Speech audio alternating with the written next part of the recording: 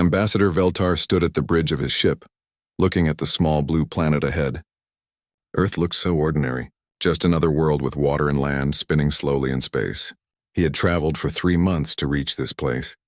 3 months of watching his people die while their crops failed and their soil turned gray. The Federation had laughed at humans once. They called them dirt farmers, simple creatures who spent all their time growing things instead of building great cities or powerful weapons. While other species reached for the stars, humans stayed close to their home, always talking about seeds and soil and harvest time.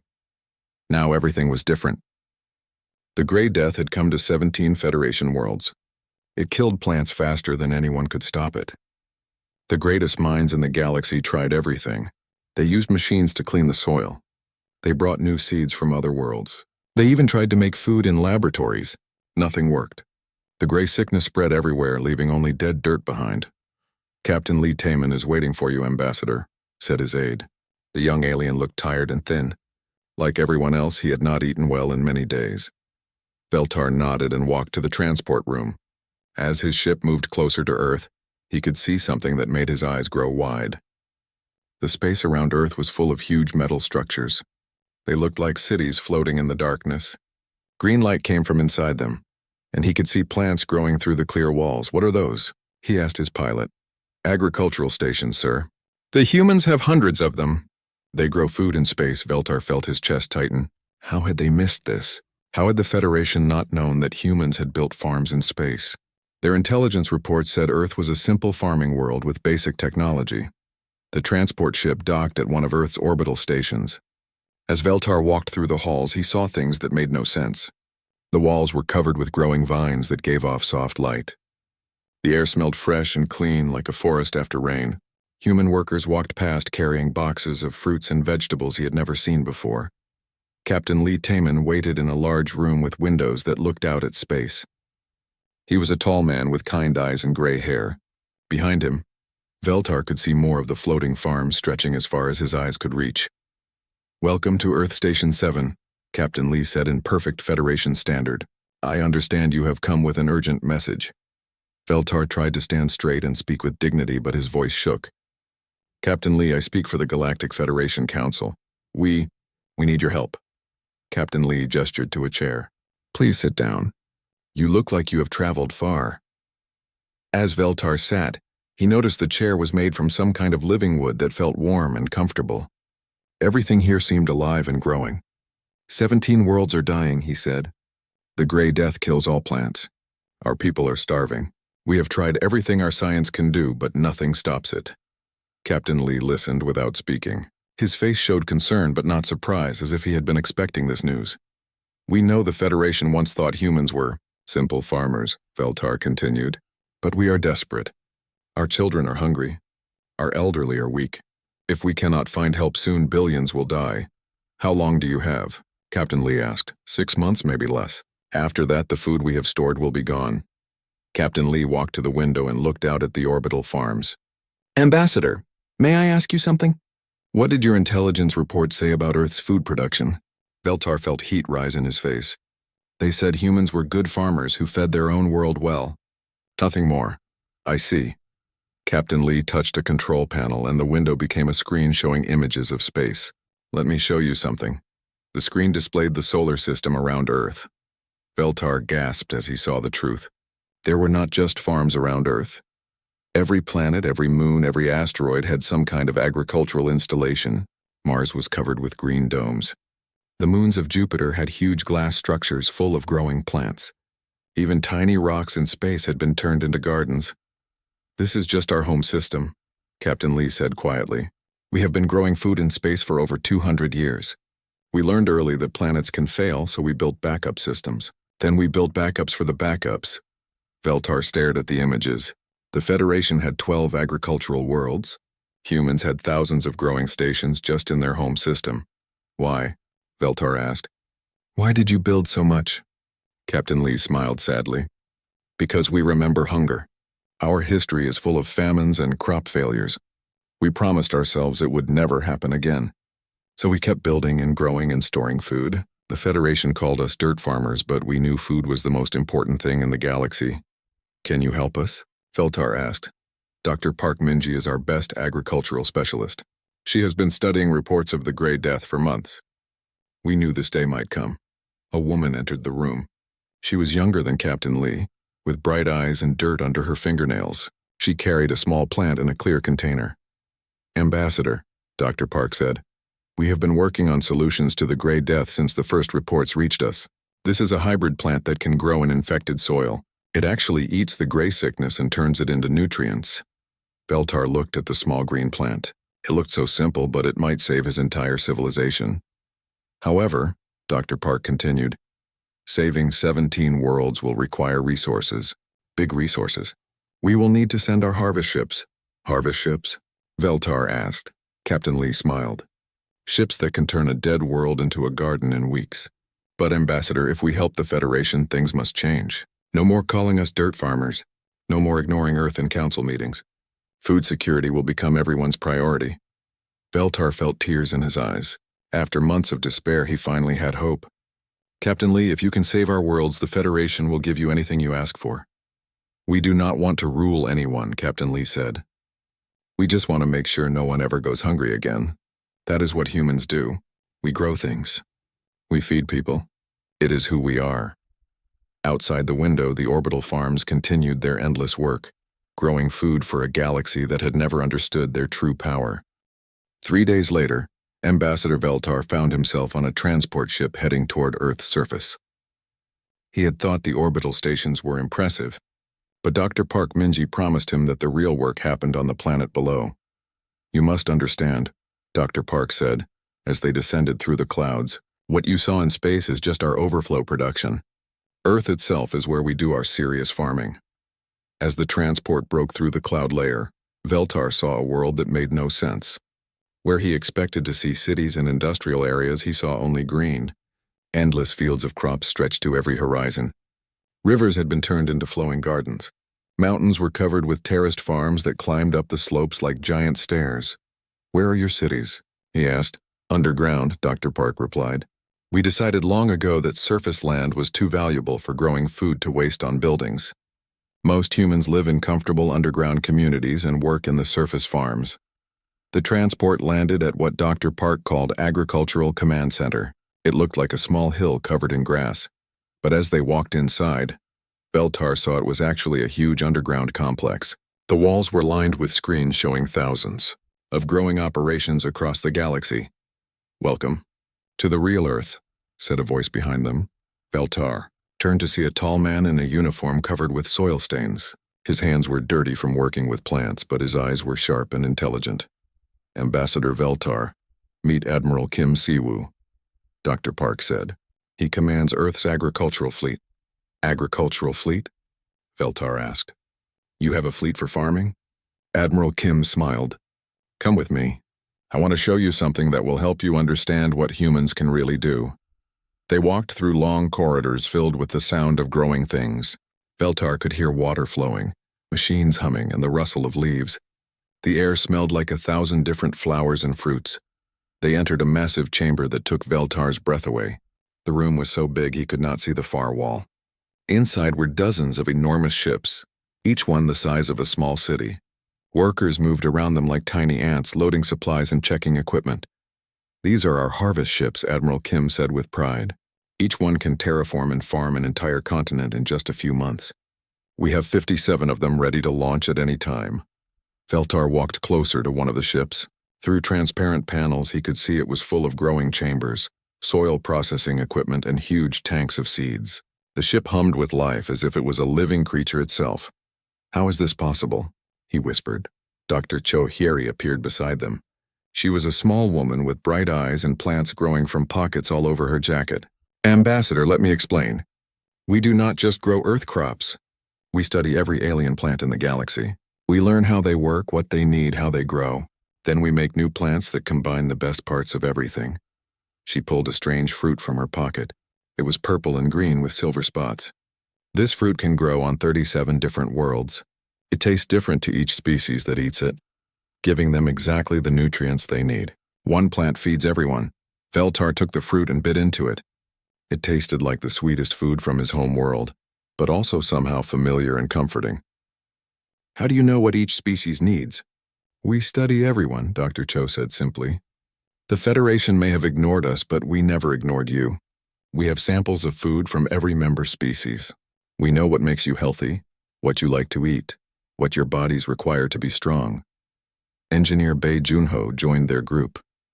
His clothes were covered with dirt and oil, and he carried tools that Veltar did not recognize.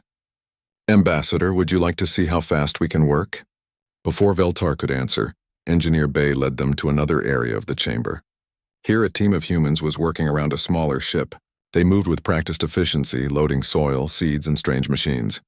This ship will launch in 6 hours, Engineer Bei said. It is going to a dead moon in the Centauri system. In 2 weeks, that moon will have breathable air and growing crops. In a month, it will produce enough food for 1 million people. 2 weeks? Veltar could not believe it. Federation terraforming takes 50 years. Federation terraforming tries to copy natural processes, Engineer Bei explained. We skip the waiting. Our machines make air. Our bacteria fix the soil. Our plants grow faster than anything natural. We do not wait for nature. We help nature do what it wants to do, but quickly. Dr. Park touched his arm. Ambassador, there is something else you need to see. They walked to a quiet area where an older woman sat surrounded by holographic displays. The displays showed hundreds of worlds, each one marked with different colors and symbols. This is our crisis response center, Dr. Park said. We have been tracking agricultural problems across the galaxy for over 100 years. We knew the Gray Death was coming before it reached your worlds. You knew? Veltar felt anger rise in his chest. Why did you not warn us? The older woman looked up from her displays. Her name tag read Dr. Song Yuna, Agricultural Prediction Specialist. We tried, Dr. Song said quietly. We sent warnings to the Federation Council 17 times. They were marked as unimportant communications from a minor agricultural world and ignored. Veltar felt shame wash over him. How many times had his own people dismissed messages from Earth without reading them? Show him the storage protocol, Admiral Kim said. Dr. Song touched her controls and new images appeared. Underground on Earth, massive caverns stretched for miles. They were filled with preserved food, seeds, and growing equipment. We have enough stored food to feed the entire Federation for 5 years, Dr. Song said. We have seeds for every crop that has ever existed, plus thousands of new varieties we have created. We have been preparing for a galactic food crisis since the day we joined the Federation. Why? Veltar asked. Why prepare to feed people who called you dirt farmers? Admiral Kim walked to a window that looked out over the endless green fields of Earth. Because that is what farmers do, Ambassador. We feed everyone. It does not matter if they respect us or understand us. When people are hungry, farmers feed them. It is not just our job, it is who we are. Dr. Park showed Veltar more holographic displays. These show our plan for your 17 worlds. Ship 1 will go to Altair Prime and begin atmospheric cleaning. Ships 2 and 3 will handle soil restoration on Kepler Major. Ship 4 will establish emergency food production on New Ceres. Each ship had a detailed plan. Each world had been studied and analyzed. The humans knew exactly what each planet needed and how to fix it. When can you begin? Veltar asked. The first 12 ships launch tomorrow, Admiral Kim said. They will reach your nearest world in 18 days. Emergency food drops will begin immediately upon arrival. Full agricultural restoration will take 6 weeks per world. Veltar felt dizzy. The Federation's greatest crisis would be solved in less than 2 months. These quiet farmers that everyone had ignored were about to save the galaxy. What do you want in return? He asked. Dr. Park smiled. Just recognition, Ambassador. We want the galaxy to understand that food is not something you take for granted. We want agricultural science to be treated as seriously as weapons or computers. We want to prevent this from ever happening again. Outside, the first harvest ship powered up its engines. The sound was like thunder, but gentle, like the sound of rain falling on growing crops. The first harvest ship to reach the dying worlds was the New Eden, commanded by Captain Ryu Seung-hwan. He stood on the bridge looking down at Altair Prime, once a beautiful world with golden cities and silver rivers. Now it looked like a gray stone floating in space. The Gray Death had killed everything that once grew there. Atmospheric analysis complete, Captain, reported his science officer, botanist Lee Nari. The air is still breathable, but barely. Oxygen levels are dropping fast without plants to make more. Captain Ryu nodded. Begin Phase 1. Deploy the air makers. The new Eden was 3 miles long and shaped like a giant seed. Its hull opened like a flower, revealing hundreds of smaller ships inside. These ships flew down to the planet's surface, each one carrying machines that could clean the air and make it fresh again. On the surface, the native Altarians watched from their sealed cities. They had lived underground for months using stored air and water, while their world died around them. Now they saw strange human ships landing in their dead fields. "What are they doing?" asked Elder Corvain, leader of the planet's survivors. He stood at an observation window with thousands of his people, all of them thin and weak from hunger. Through the clear walls of their shelter, they watched human workers in protective suits walking across the gray wasteland. The humans carried tools and machines, but also small green plants in containers. "They are testing the soil," reported a young Altarian who had studied human languages. "They are taking samples and—" "Wait, they are planting something." The humans worked quickly and efficiently. They used machines to dig holes in the dead gray dirt. Then they put something into each hole and covered it up. Within minutes, green shoots began poking up through the soil. "Impossible," whispered Elder Corvain. "Nothing can grow in that poisoned earth." But the green shoots kept growing. In just 1 hour, they became small plants. In 2 hours, they had leaves and flowers. By the end of the day, they had grown into bushes covered with bright blue fruits. Captain Ryu walked up to the shelter where the Altarians were hiding. He knocked on the sealed door and spoke into a communication device. "Elder Corvain, my name is Captain Ryu Seungwan of Earth's agricultural fleet. We are here to help your world. These plants are safe to eat and will clean your soil. May we enter and speak with you?" The shelter's airlocks opened slowly. Elder Corvain came out wearing a breathing mask, followed by several other Altarians. They looked scared but hopeful. Captain Ryu removed his helmet, showing that the air was now clean enough to breathe. "The gray death is gone from this area," he said. "Our plants eat the poison and turn it into food." "How long will it take to clean our whole world?" Elder Corvain asked. 6 weeks, Captain Ryu replied. "But you can start eating fresh food today." He picked one of the blue fruits from the nearest plant and offered it to the elder. "This fruit is made specially for your people. It has all the nutrients your body needs and tastes like your traditional foods." Elder Corvain bit into the fruit with shaking hands. His eyes grew wide with surprise and joy. It tasted exactly like the sweet bread his grandmother used to make.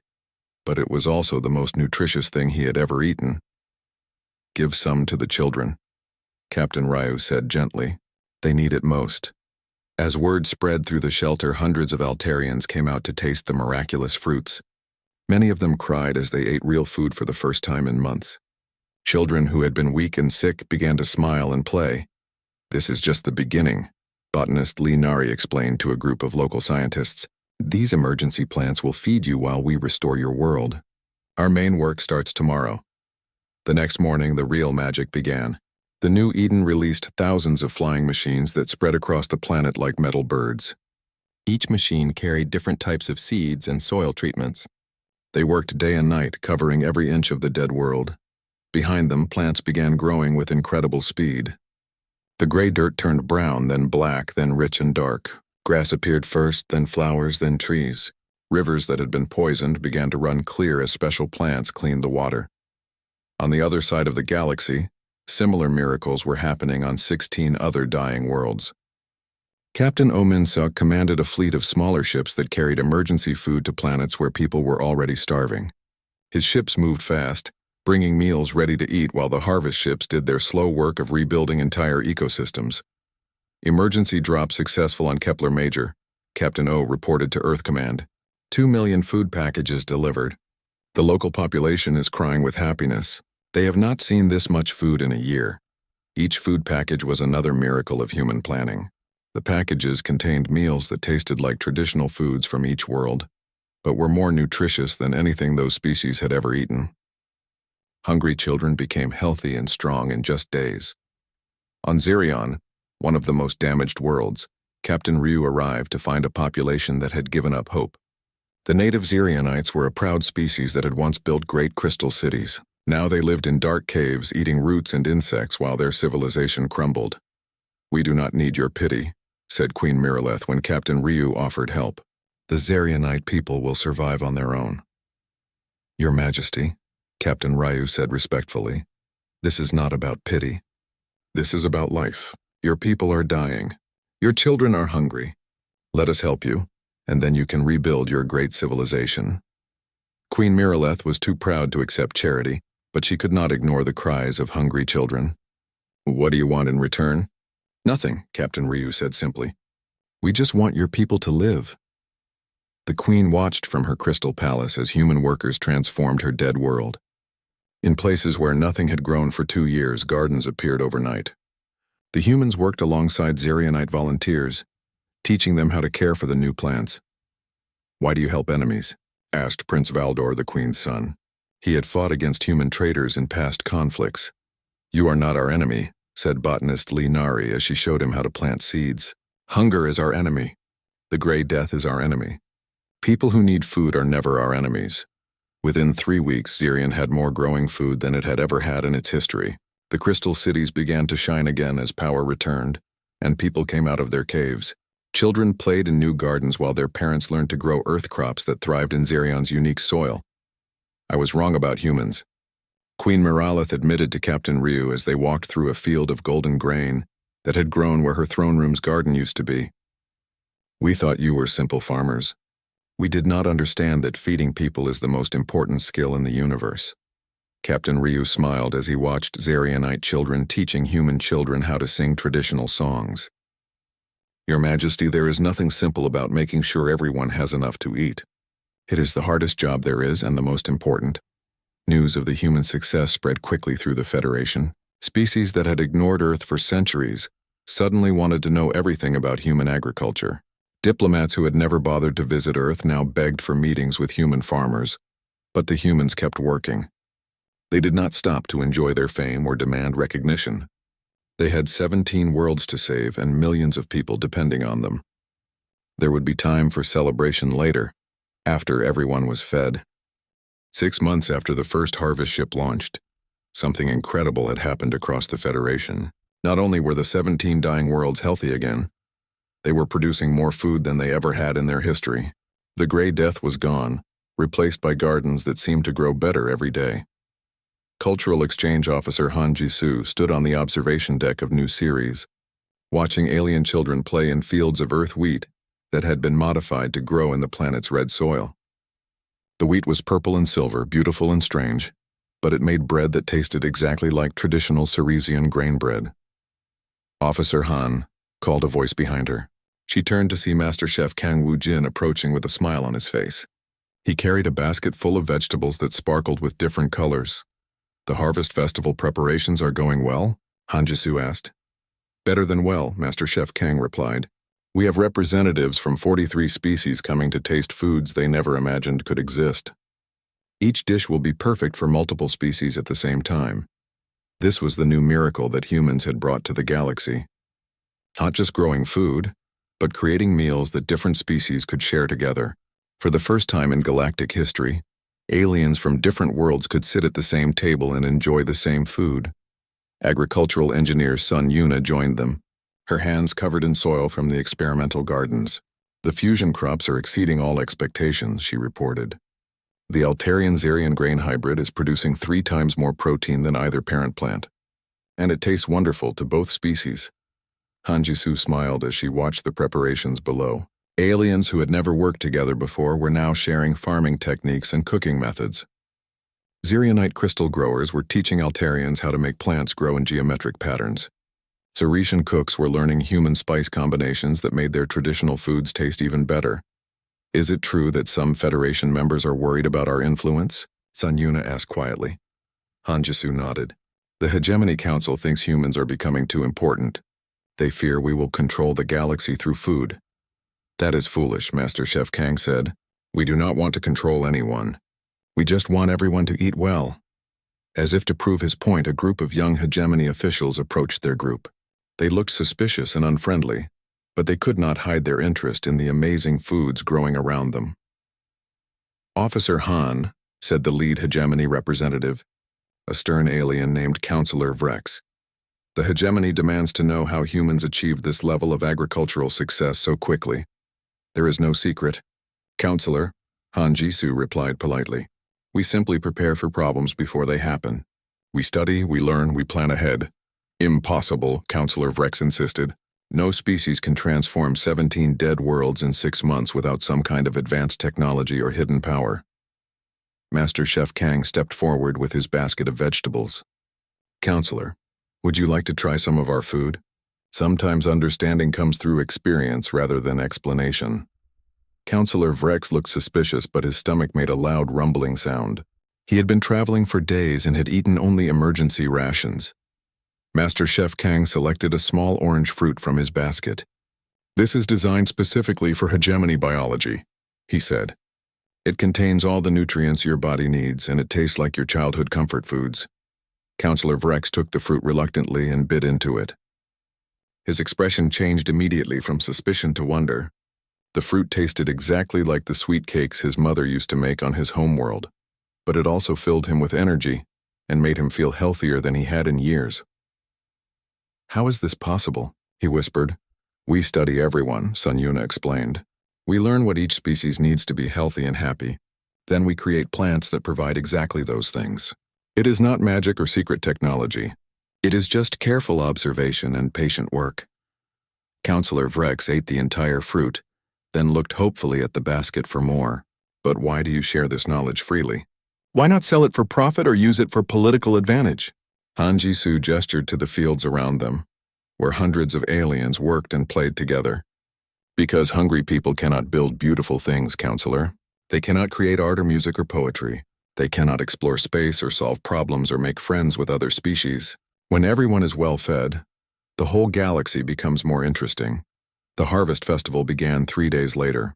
Representatives from every species in the Federation gathered in the Great Hall that had been built in just 1 week by human construction teams. The hall was made from living wood that continued to grow, with walls covered in vines that produced fruits and flowers.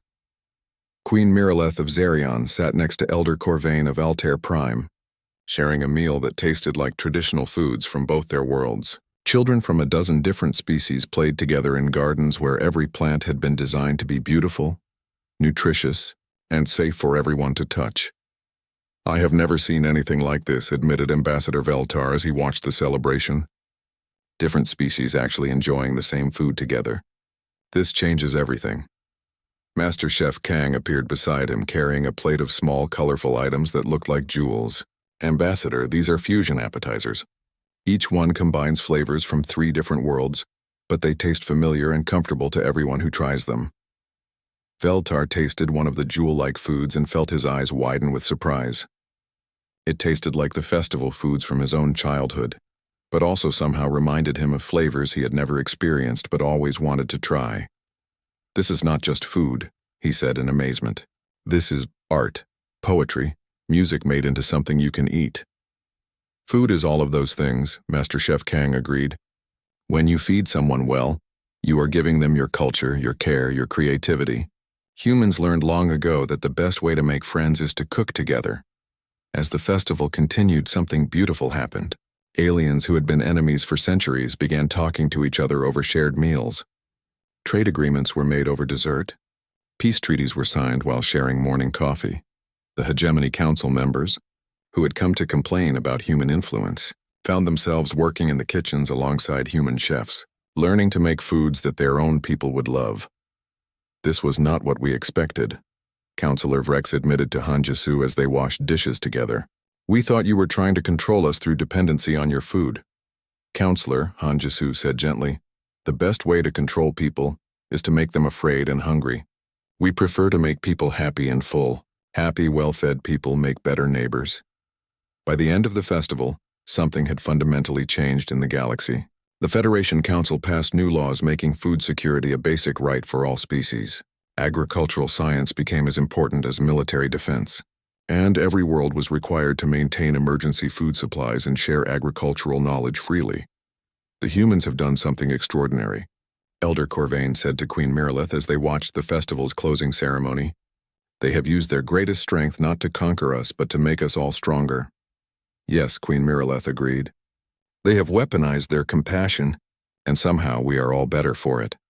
As the representatives prepared to return to their homeworlds, each one carried seeds and knowledge that would transform their planets. The age of hunger was ending, and the age of abundance had begun. But this was still not the end of the human surprise. The greatest revelation was yet to come. 1 year after the first harvest ship launched, President Nam Subin of Earth stood before the largest gathering in Federation history. Representatives from every world in the galaxy filled the Grand Assembly Hall on the capital world of Prima Centralis. But this was not the same assembly hall that had once dismissed human messages as unimportant. This hall had been rebuilt with living walls that grew food, breathing air systems that cleaned themselves, and furniture made from sustainable materials that humans had developed. Members of the Galactic Federation, President Nam began, her voice carrying clearly through the organic acoustics of the new hall. We gather today to sign a new charter for our galaxy. A charter that recognizes what we should have known all along, that no civilization can be truly great if its people go hungry. Elder statesman Lim Dong-yun sat in the human delegation, watching aliens who had once ignored Earth now hanging on every word from their president.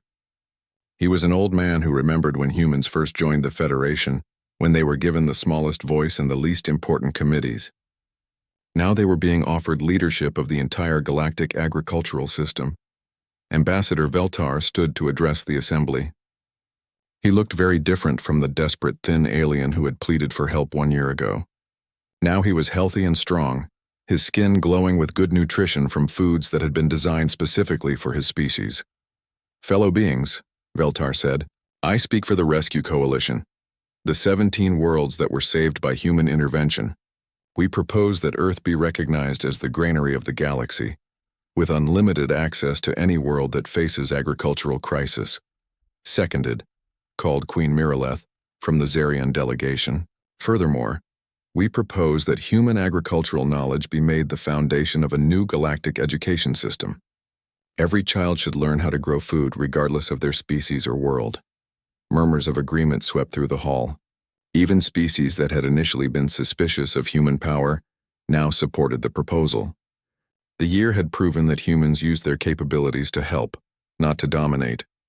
But then something unexpected happened. A section of the hall that had been sealed opened, revealing a delegation of beings that no one recognized. They were tall and ancient-looking, with skin that seemed to shimmer like starlight. They moved with the dignity of creatures who had existed for thousands of years. We are the architects, their leader announced in a voice that seemed to come from everywhere at once. We have been watching this galaxy for 10,000 years, waiting for a species to pass the test of abundance. President Nam felt her heart race. Test of abundance? The Grey Death was our creation, the architect continued. We have used it to test every spacefaring civilization in this galaxy. Most species, when faced with scarcity, become selfish. They hoard resources, abandon their allies, and fight over what little remains. But humans did something different. The hall fell silent. Everyone remembered the fear and desperation of the Grey Death crisis. When faced with others' starvation, humans gave abundantly. When offered gratitude, they asked only for cooperation. When granted power over food, they used it to ensure no one would ever be hungry again. You are the first species to pass our test. Elder statesman Lim stood slowly. You caused the deaths of billions to test us? No, the architect replied gently. We caused the threat of death, but you prevented the actual deaths. Every life lost to the Grey Death died because their own species failed to respond adequately. Every life saved was saved because humans responded better than we dared hope. Queen Miraleth stepped forward angrily. You tested us like laboratory animals. We tested you like potential galactic citizens, the architect corrected. The universe is vast and dangerous. It contains threats far worse than the Grey Death. Only species that choose cooperation over competition, abundance over scarcity, can survive what is coming. President Nam felt a chill run down her spine. What is coming? That is not for today's discussion, the architect said. Today we celebrate humanity's success. You have proven that sapient life can grow beyond selfishness. You have shown that a species can be both powerful and kind. The architect gestured, and holographic images appeared showing human agricultural installations across the galaxy. But these were not the installations everyone already knew about.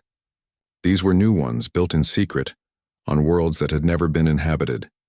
While you rescued 17 worlds, humans were simultaneously establishing agricultural reserves on 200 more, the architect revealed. They prepared not just to solve the current crisis, but to prevent any future crisis from ever threatening galactic civilization. Counselor Vrex from the hegemony stared at the images in amazement. They were building backup food systems for the entire galaxy?